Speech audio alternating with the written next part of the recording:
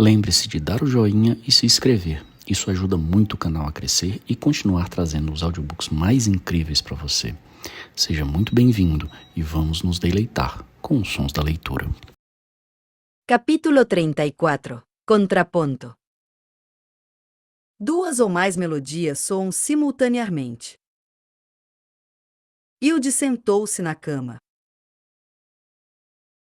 Ali terminava a história de Sofia e Alberto. Mas o que se passará realmente? Por que motivo tinha o seu pai escrito aquele último capítulo? Apenas para demonstrar o seu poder sobre o mundo de Sofia? Profundamente concentrada nos seus pensamentos, Hilde lavou-se e vestiu-se. Depois de um rápido café da manhã, desceu para o jardim e sentou-se no balanço. Estava de acordo com Alberto. A única coisa sensata naquela festa tinha sido o discurso que ele fizera. O seu pai pretenderia insinuar que o mundo de Hilde era tão caótico como a festa de jardim de Sofia? Ou que por fim o seu mundo também se dissolveria? E Sofia e Alberto? O que sucedera ao seu plano secreto?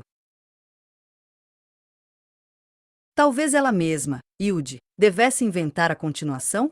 Ou tinham verdadeiramente conseguido fugir do romance? Mas então, onde estavam? Subitamente, ocorreu-lhe um pensamento. Se Alberto e Sofia tinham realmente saído da história, não poderia haver mais nada sobre eles nas folhas do dossiê. O pai conhecia muito bem o conteúdo daquelas páginas. Poderia haver qualquer coisa nas entrelinhas? Houver alusões nesse sentido. Hilde reconheceu que teria de ler toda a história algumas vezes mais. Enquanto Mercedes Branco entrava pelo jardim, Alberto puxou Sofia para o carreiro. Depois, correram pelo bosque em direção à cabana do Major. "Depressa!" exclamou Alberto. "Temos de conseguir antes que ele comece a nossa procura. Já estamos fora do seu alcance?" Encontramo-nos numa zona de charneira. Remaram pelo lago e precipitaram-se para a cabana. Alberto abriu a porta da cave e empurrou Sofia para dentro. Fez-se escuro. Nos dias seguintes, Hilde continuou a trabalhar no seu plano. Enviou várias cartas a Anna Kvansdal, em Copenhagen, e telefonou-lhe algumas vezes. Em Lillesand também recrutou amigos e conhecidos como tropas auxiliares, quase. Metade da turma foi mobilizada. Entretanto, releu o mundo de Sofia. Não era uma história que se pudesse despachar com uma única leitura. Ocorriam-lhe constantemente novos pensamentos sobre o que poderia ter sucedido a Alberto e Sofia após o seu desaparecimento na festa de jardim. No sábado, dia 23 de junho, Hilde acordou por volta das 9 horas. Sabia que o pai tinha já deixado o acampamento no Líbano. Agora, tinha apenas que esperar. A última parte do dia do Major fora planejada até ao mínimo detalhe. De manhã, ela começou a preparar a noite de S. João com a mãe. Hilde não conseguia deixar de pensar no modo como Sofia e a mãe tinham preparado a sua festa. Mas não o tinham já feito? Estavam verdadeiramente a pôr a mesa naquele momento? Sofia e Alberto sentaram-se num relvado em frente a dois grandes edifícios que no exterior tinham desagradáveis válvulas e tubos de ventilação. Uma moça e um jovem saíram de uma das construções. Ele tinha uma pasta castanha, ela uma mala vermelha ao ombro. Numa estrada lateral passou um carro. "O que aconteceu?" perguntou Sofia. "Conseguimos." "Mas onde estamos?" Este local chama-se Majorstua, ou seja, a cabana do Major. "E daí?" "Estamos em Oslo, e Majorstua é uma das zonas principais desta cidade." "Tens a certeza?" "Absoluta." Aquele edifício chama-se Chanteauneuf, que significa Castelo Novo. Ali estuda-se música. No outro edifício estuda-se teologia. Naquela colina lá em cima estão as faculdades de ciências naturais, literatura e filosofia. Estamos fora do livro de Hilde e do controlo do Major? Sim. Nunca nos encontrará aqui. Mas onde estávamos quando atravessamos o bosque a correr? Enquanto o major se preocupava em fazer bater contra uma macieira ou Mercedes do conselheiro financeiro, escondemo-nos na toca. Foi a primeira parte, Sofia. Naquele momento pertencíamos tanto ao velho como ao novo mundo, mas o major não deve ter pensado que nos esconderíamos justamente lá dentro. Por que não? Nesse caso, não nos teria deixado ir embora tão facilmente. Tudo se passou como num sonho, e talvez ele também tenha entrado no jogo. O que queres dizer? Foi ele a pôr em marcha o Mercedes. Talvez se tenha esforçado o máximo para não nos controlar. Devia estar exausto depois de tudo o que aconteceu. O jovem casal estava a poucos metros de distância deles. Sofia achou um pouco embaraçoso estar ali sentada na relva com um homem muito mais velho que ela. E queria ter a prova de que aquilo que Alberto lhe tinha dito era verdade. Levantou-se e correu para os dois. Podem dizer-me, por favor, como se chama este local? Pergunto. Nenhum respondeu, e não lhe deram atenção. Sofia ficou tão irritada, que voltou a dirigir-lhes a palavra. É exigir muito pedir que respondam à minha pergunta? Mas o jovem estava visivelmente ocupado a explicar uma coisa à moça. A composição contrapontística desenvolve-se em duas dimensões, a horizontal, ou melódica, e a vertical, ou harmônica. Trata-se, portanto, de duas ou mais melodias que soam ao mesmo tempo. Peço desculpa se vos estou a interromper, mas, disse Sofia. As melodias combinam-se de modo a desenvolverem-se da forma mais independente possível uma da outra. Mas deve haver também uma harmonia. Isto é chamado contraponto, o que na realidade significa nota contra nota. Que insolência! Não eram cegos nem surdos. Sofia fez uma última tentativa, pôs-se em frente deles, obstruindo-lhes o caminho. Foi simplesmente empurrada para o lado. Começa a levantar-se vento, disse a moça. Sofia voltou a correr para Alberto. Eles não me ouvem, disse, e enquanto dizia, lembrou-se do sonho com Hilde e o crucifixo de ouro. Temos de pagar o preço, Sofia. Se conseguimos sair de um livro, não podemos esperar obter o mesmo estatuto que o seu autor. Mas estamos aqui. E a partir de agora não ficaremos nem um dia mais velhos do que quando deixamos a festa filosófica no jardim. Mas nunca poderemos entrar em contato com as pessoas à nossa volta? Um verdadeiro filósofo nunca diz nunca. Tens horas? São 8. Como quando deixamos a festa. Hoje o pai de Hilde volta do Líbano. Por isso, temos de nos apressar. O que queres dizer? Não estás curiosa para ver o que sucederá quando o major chegar a Bjerkelly? Sim, mas... Então, vem. Caminharam para o centro. Passaram por várias pessoas no caminho, mas Sofia e Alberto pareciam ser apenas ar para todas elas. Ao longo da rua havia carros estacionados. De repente, Alberto parou em frente a um carro vermelho de modelo esportivo, descapotável. Acho que podemos usar este. Temos de ter a certeza de que este é o nosso carro. Não percebo nada. Então vou te explicar. Não podemos levar um carro normal, que pertença a uma pessoa aqui da cidade. O que é que achas que sucederia se as pessoas vissem um carro que anda sem condutor? Além disso, nunca conseguiríamos pô-lo em movimento. E o carro esportivo? Acho que o vi num filme antigo. Desculpa, mas começo a irritar-me com todos estes mistérios. Este é um carro de fantasia, Sofia. É igual a nós. As pessoas nesta cidade veem aqui apenas um lugar livre para estacionar e é justamente disso que nos temos de assegurar antes de partirmos. Ficaram à espera.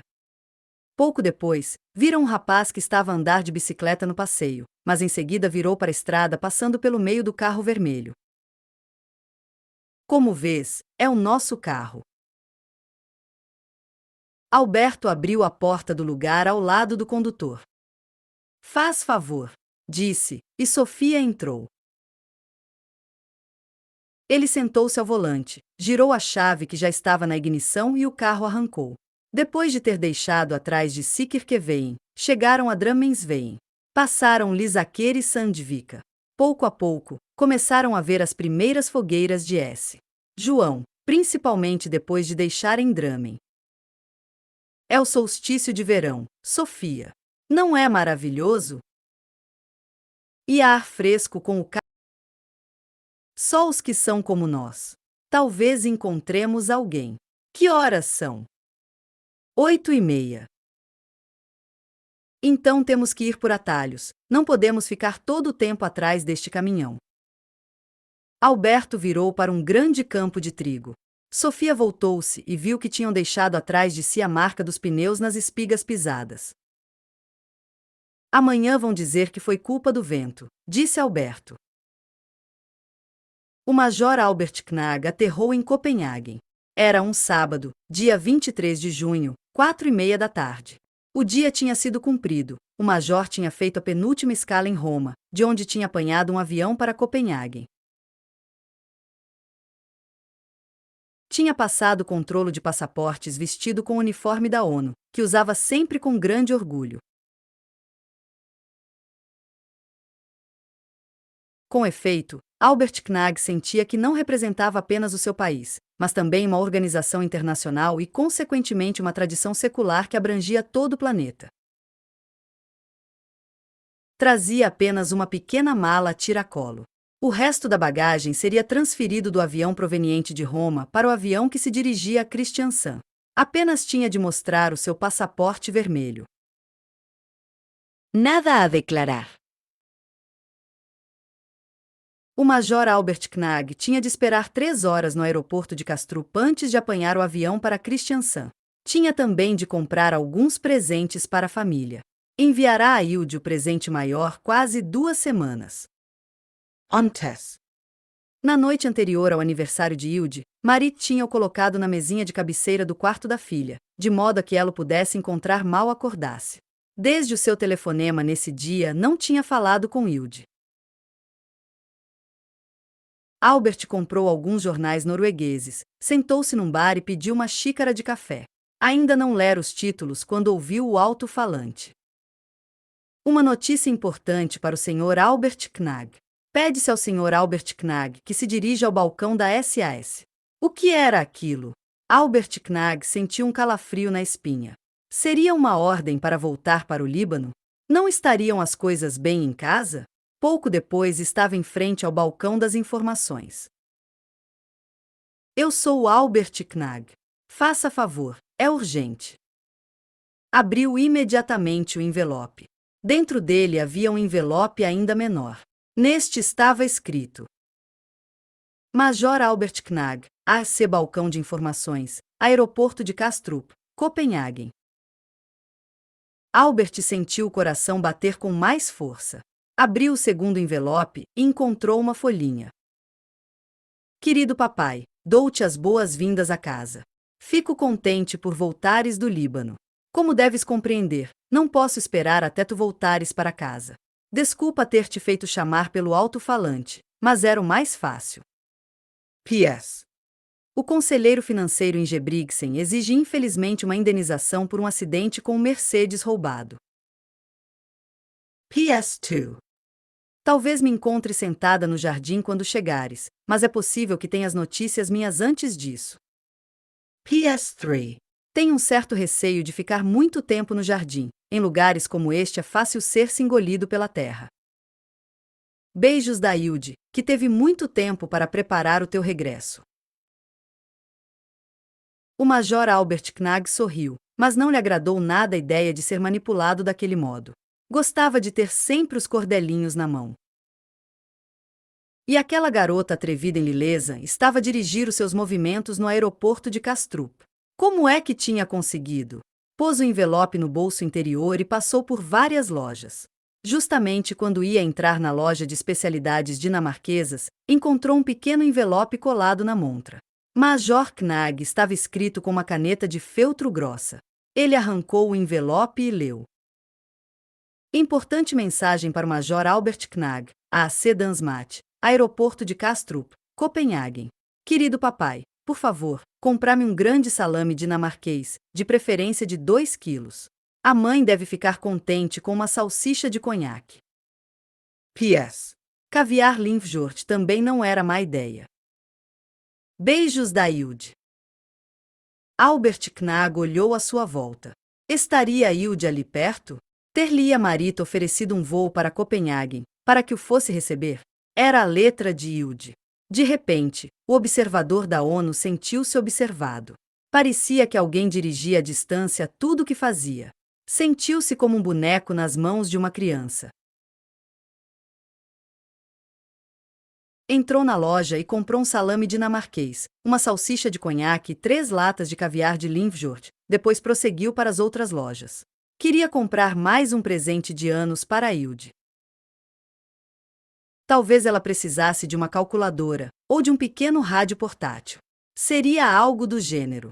Quando entrou na loja dos eletrodomésticos, observou num outro envelope a montra. Major Albert Knag, AC da loja mais interessante de todo o aeroporto. Na folha dentro estava escrito: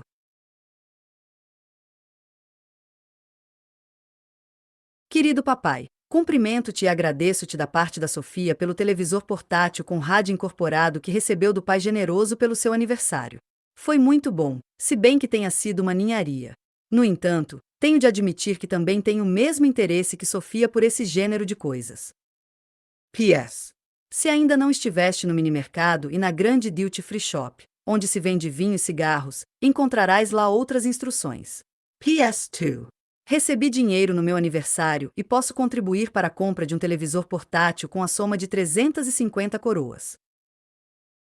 Beijos da Hilde, que já recheou o peru e preparou a salada Waldorf. O televisor custava 985 coroas dinamarquesas. Não era nada em comparação com o que Albert Knag sentia por ser dirigido para um lado e para o outro pelas ideias estranhas da sua filha. Estaria ela ali, ou não? A partir de então, olhava em seu redor a cada passo.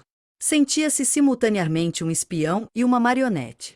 Não estava a ser privado dos seus direitos humanos básicos. Tinha de ir ainda à grande duty free shop. Encontrou aí um envelope branco no qual estava escrito seu nome. Todo o aeroporto parecia transformado numa espécie de jogo de computador, no qual ele servia de cursor. Na folha estava escrito: Major Nag, AC Duty Free Shop no Aeroporto.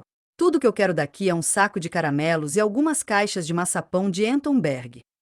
Não te esqueças de que tudo isto é muito mais caro na Noruega. Se bem me lembro, a mãe gosta de Campari. P.S. Tens de manter os sentidos alerta durante toda a viagem de regresso. Não vais querer perder nenhuma mensagem importante, pois não? Beijos da tua filha Hilde, que tem muita facilidade em aprender. Albert Knag suspirou resignado, depois entrou na loja e comprou tudo o que estava escrito na folha.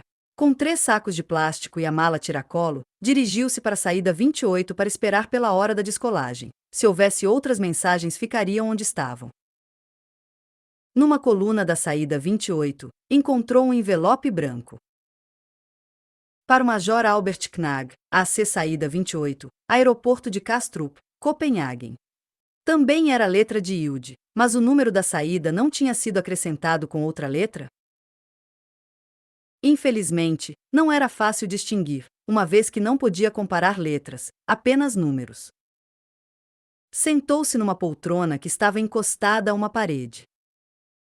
Pousou os sacos nos joelhos. O orgulhoso major estava para ali, olhando fixamente em frente como uma criança pequena que viaja sozinha pela primeira vez. Se ela estivesse ali, não teria a satisfação de o descobrir primeiro. Olhava ansiosamente para todos os passageiros que iam entrando. Viu-se como um espião perigoso constantemente sob controle dos serviços secretos.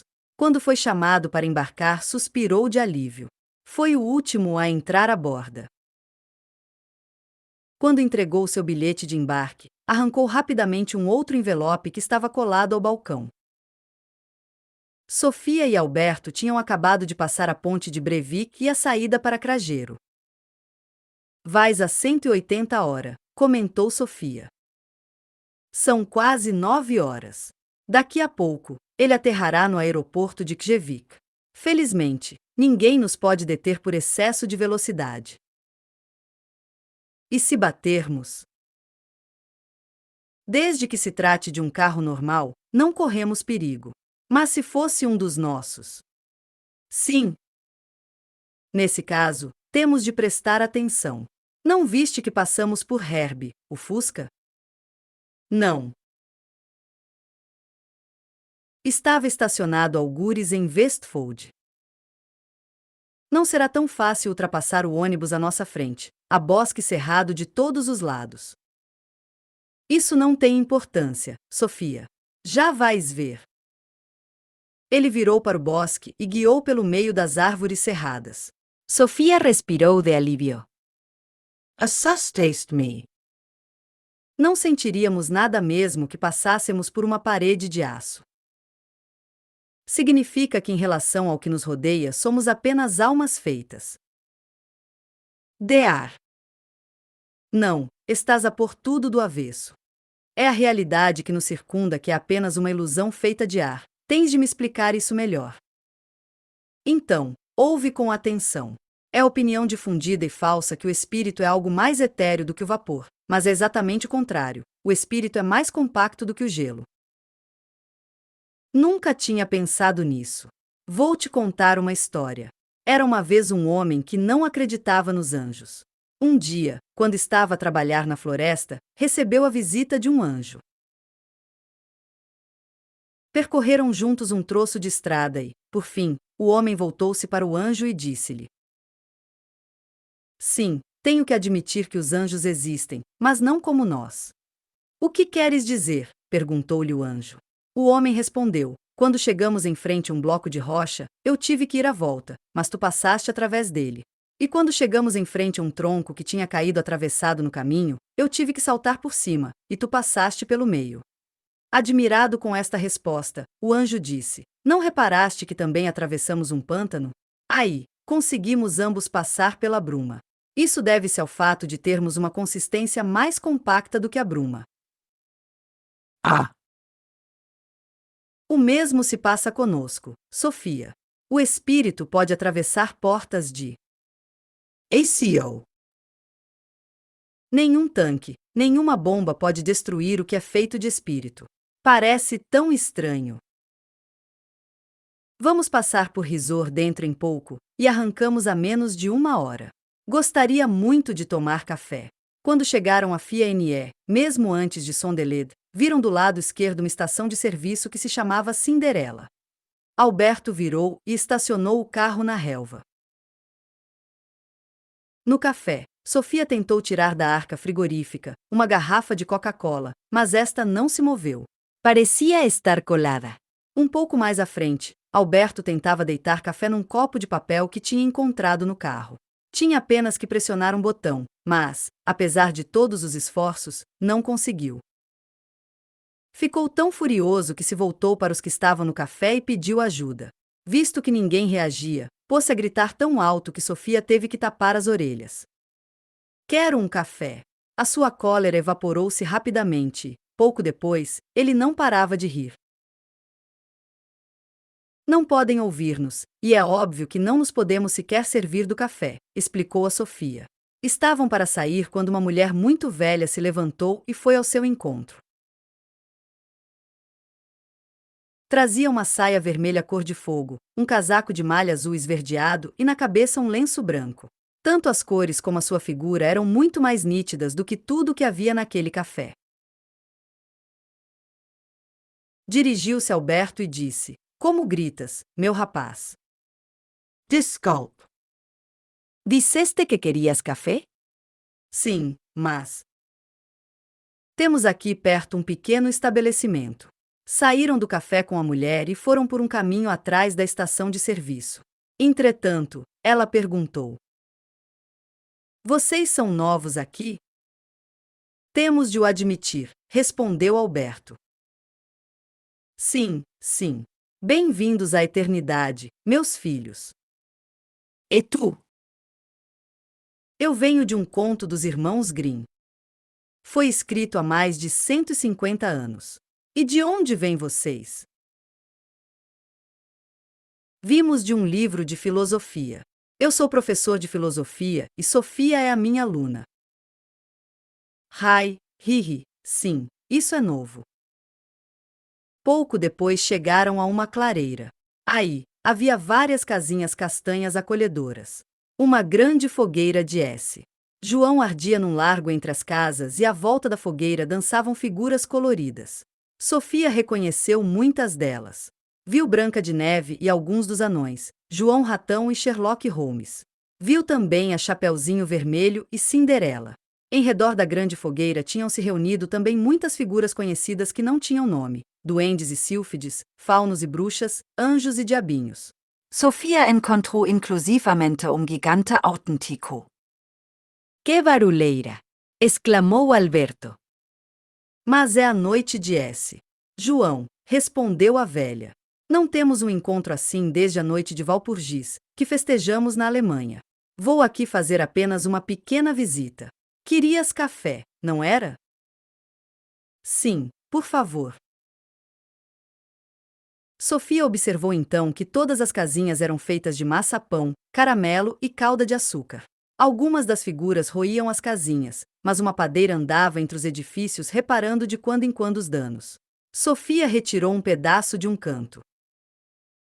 Era mais doce e melhor do que tudo que já tinha provado. A velha voltou com a xícara de café.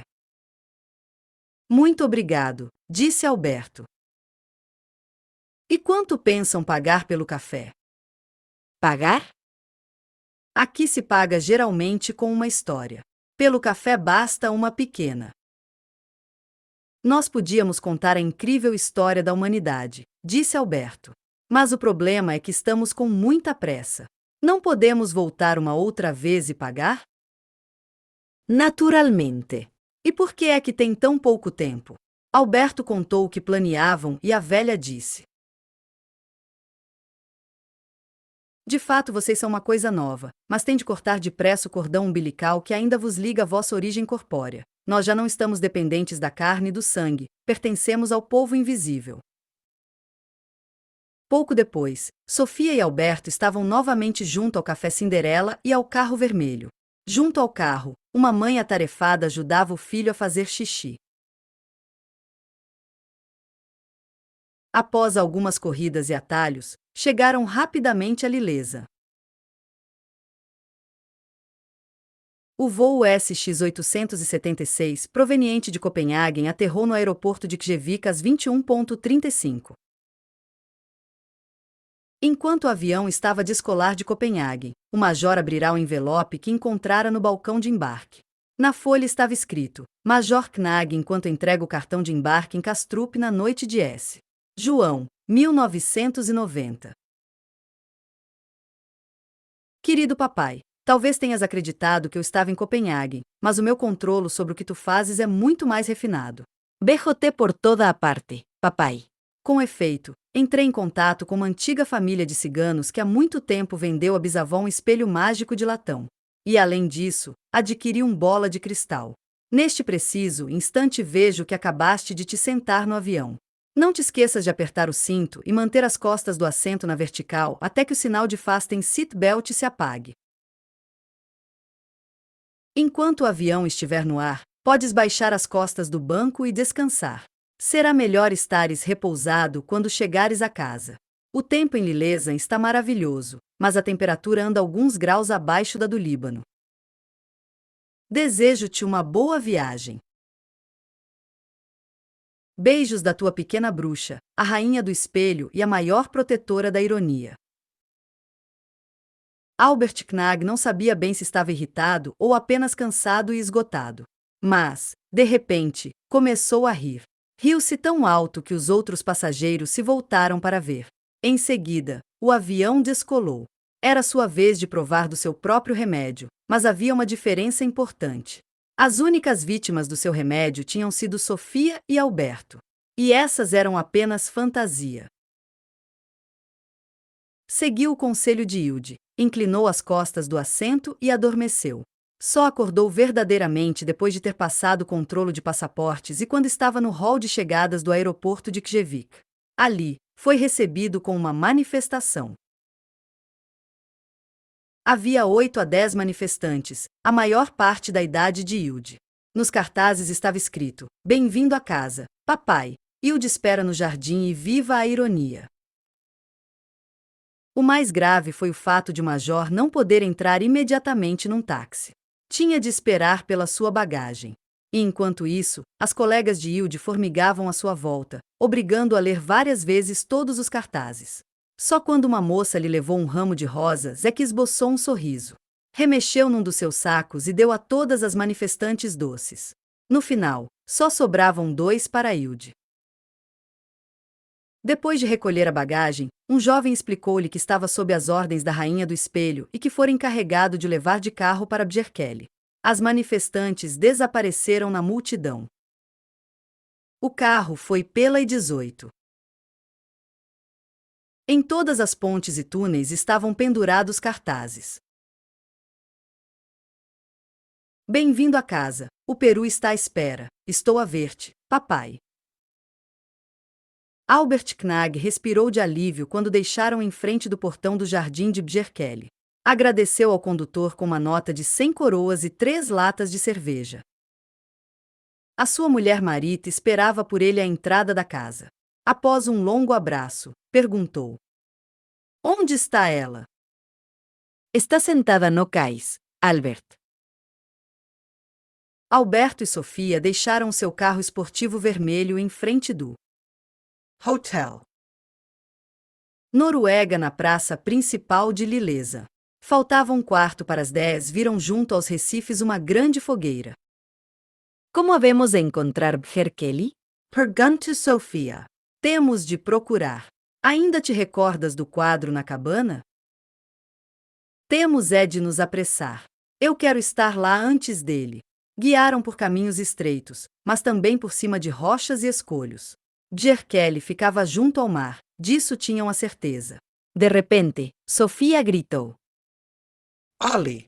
Encontramos. Acho que tens razão, mas não devias fazer tanto alarido. Ah, aqui ninguém nos pode ouvir. Querida Sofia, depois do extenso curso de filosofia, é uma desilusão que tu tires ainda conclusões precipitadas. Mas. Parece-te que este local não tem duendes nem gigantes, nem espíritos do bosque nem fadas. Desculpa. Naquele momento, entraram através do portão e seguiram o caminho em frente à casa. Alberto parou na relva, junto ao balanço. Um pouco mais à frente, estava uma mesa posta para 3 pessoas.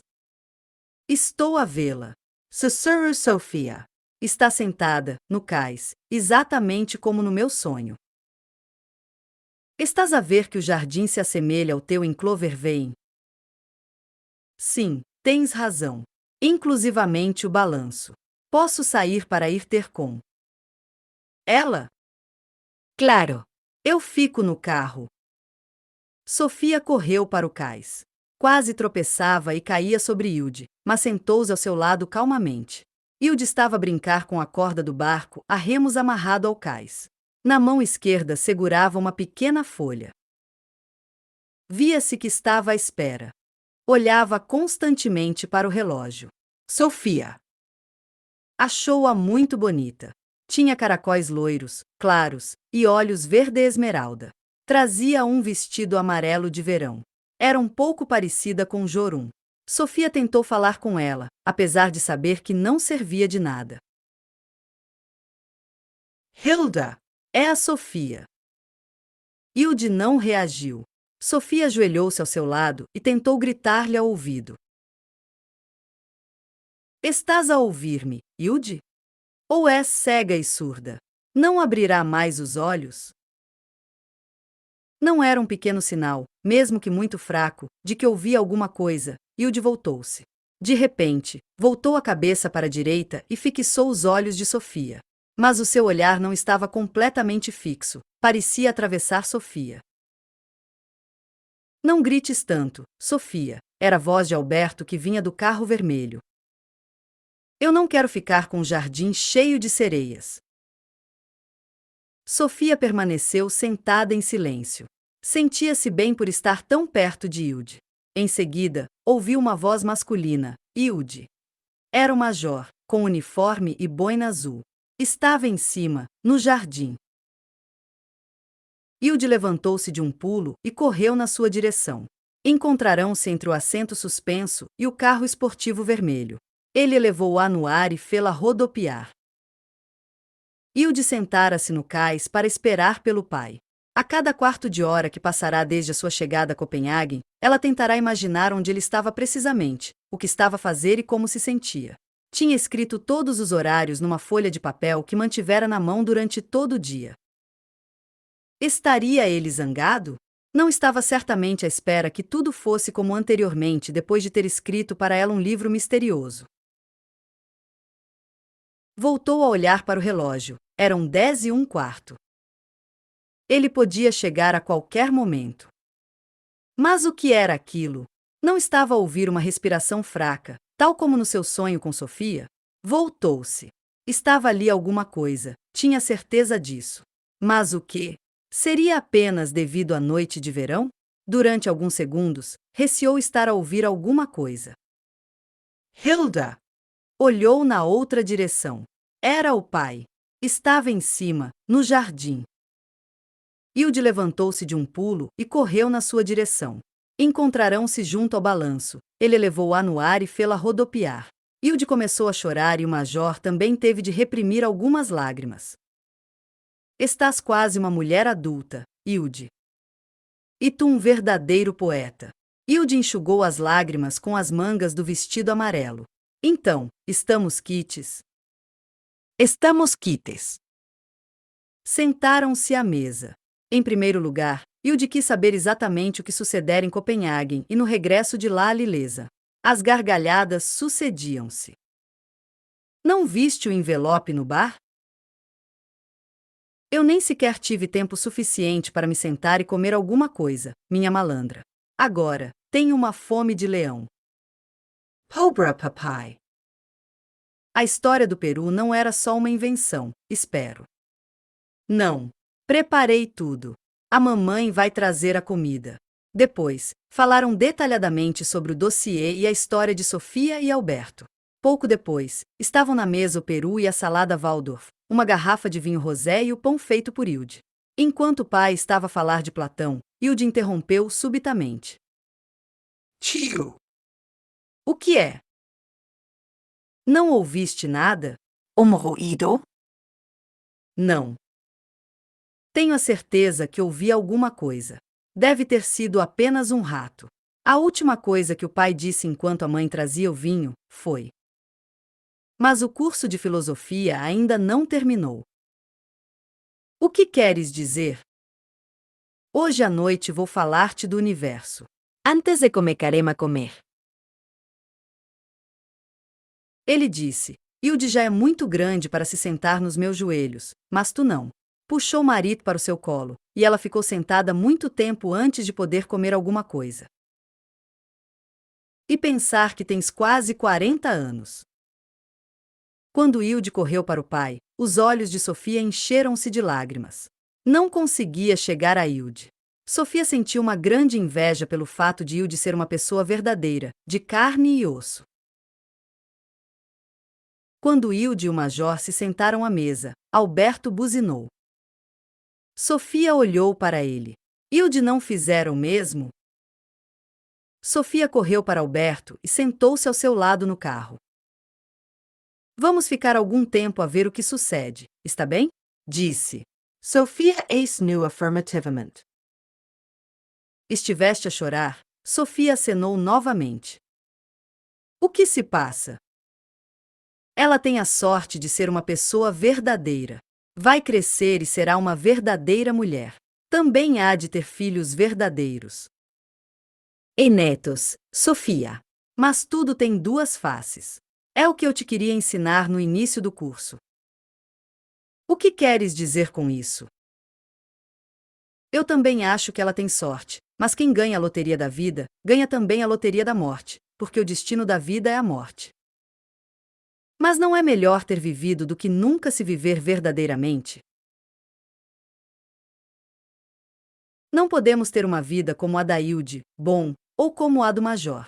Em compensação, nunca morreremos. Já não te lembras do que a velha disse no bosque? Pertencemos ao povo invisível. Ela disse também que tem mais de 150 anos. Na festa de S. João eu vi inclusivamente personagens que têm mais de 3.000 anos. Talvez eu inveje principalmente esta vida familiar. Mas tu também tens uma família. Afinal tens um gato, 2 pássaros e uma tartaruga. Nós deixamos essa realidade. De modo algum. Foi o Major que a deixou. Foi ele que pôs o ponto final. Nunca nos voltará a encontrar. Achas que podemos voltar? Sempre que quisermos. Mas também vamos fazer novos amigos nos bosques atrás da cafeteria Cinderela. A família Moller-Knag tinha começado a comer. Por um momento, Sofia temeu que essa refeição tivesse o mesmo desfecho que a festa filosófica no jardim em Cloverveien. O Major parecia querer deitar Marit sobre a mesa, mas limitou-se a puxá-la para o colo. O carro estava estacionado a uma certa distância da mesa, e só podiam ouvir o que eles diziam de vez em quando. Olharam para o jardim, e tiveram tempo suficiente para recordar tudo o que tinha sucedido durante a infeliz festa de Sofia no jardim.